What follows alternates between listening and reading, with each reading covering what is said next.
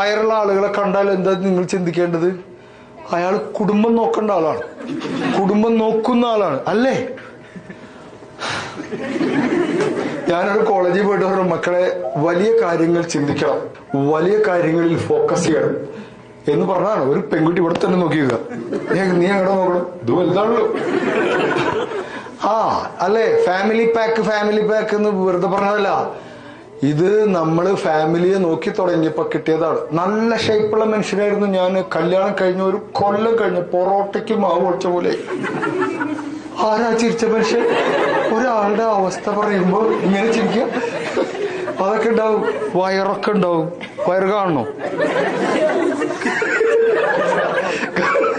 ആദ്യത്തെ കുട്ടിയായിക്ക് ഇവിടെ ഒരു സാധനം വരും, പുരുഷന്മാരുടെ ഇവിടെ വേറെയും വരും. രണ്ടാമത്തെ കുട്ടിയാകുമ്പോ ഇത് വെറുത്തു വരും. ഇതൊക്കെ ഉണ്ടാവും. ഇതൊക്കെ